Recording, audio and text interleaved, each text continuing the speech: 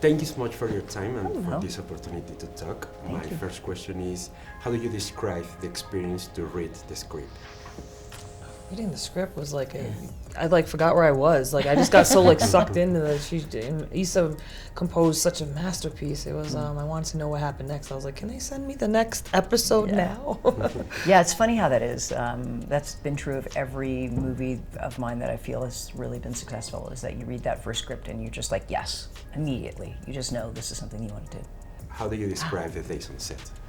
That was a great experience. Yeah, it was a great experience. Great team. It was. It was cold. It was dark, but we loved every second of it. I mean, we had the cast, the crew, everybody. It was just such a family-oriented type of vibe. Yeah, we shot in Iceland, so in Reykjavik, Iceland, which is a wonderful town. Great music, great food, lots of singing, these cool bath things that they have with hot water and then cold plunges. And I think it really made for like a family. We really felt like a family. Yeah. That's something that streaming can do that we don't really do it doesn't feel quite as much like that in features. Isa, tell me about the different Mexican themes in the, Yes. in the series, of the loss, the respect for the dead, and very elements about that.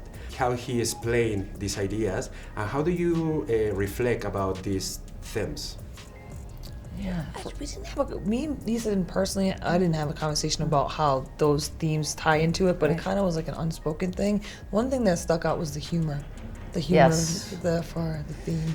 Yeah, I mean, I think Issa does bring a sort of a Mexican perspective from herself, from her voice, but that does combine with the native Inupiaq and Inuit traditions, and I think that's more important than anything, really. Yeah. Was those that undercurrent of the native perspective. And so we talked a little bit about that at rehearsals. Like rehearsal, we had lots of talking time, but once you're in the cold and you're sitting there, it's pretty much like faster, quicker. Yes, you know, let's get the job done. Let's get it done. Some ideas change before to make the project, after the project. I learned so much on this show.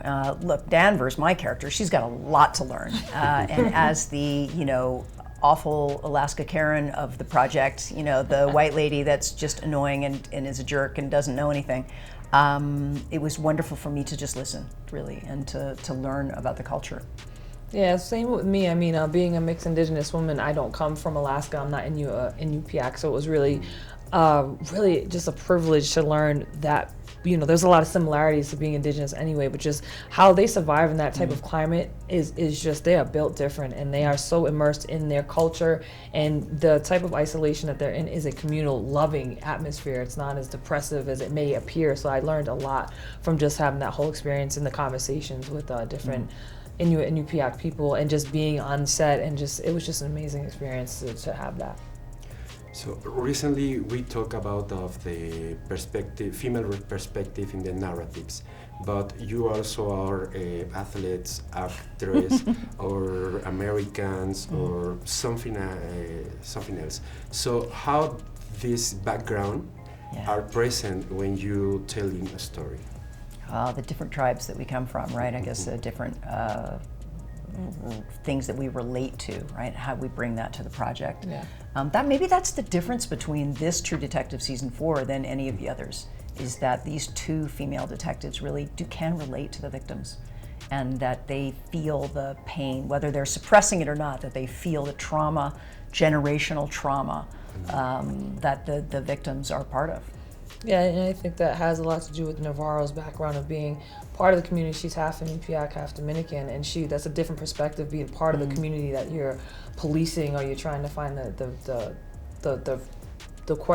answers to the questions that we have, these crimes. So that's a completely different perspective. And then, as she mentioned, that being a female and a Inupiaq woman that's a police officer trying to find, that's a whole different perspective I don't think we've seen before. Yeah, and we do kind of bring our baggage to that. I mean, in my case, in your case, you're of mixed heritage as well, so that's like always being torn between two cultures, and torn between the dead and the alive and all that stuff. But in my case, she's the white lady that's always been a part of the dominant culture, and she doesn't understand why she has to change. And she tells a whole bunch of jokes that aren't funny. And she is unrepentant and not interested in apologizing. And that is just the terrible baggage that I bring to the equation as well, and that I have a lot to learn from and to learn how to change and to evolve. Yeah. The same point in your life, you have a protect amulet, some kind of witchcraft. Do I have it personally? I don't know, maybe. Well, I do wear lucky underwear on planes. And You have rituals. I do have, I have you a have ton rituals. Yeah, of yeah, rituals. you're I'm a ritual. ritual crazy. I organize my life that way. And you say you're a Virgo, but I'm kind of like the other part of that, where I have like little things that I have to do in order to be okay with my world, you know? Yeah, I'm definitely. I was being, I have regular rituals from being just a Virgo, and I have to do this to take the next step. Otherwise, it doesn't feel right. But then bringing the indigenous part, we have, we did the tree planting ceremony. That's, giving back instead of just going to take. That's something that I have original. Yeah, we did at the beginning of the shoot. Well, all the actors got together and we jeeped off to this little forest and we planted trees and then we held hands and we said prayers and we just sort of thanked the earth for allowing us to tell their story and hoping we do right by them. Yeah. And it worked. Sometimes you need belief. Yes. Yes. Yeah, If absolutely. anything, that's what this show is really about, is the power of believing, really. And finally, what is your expectation about the Mexican audience?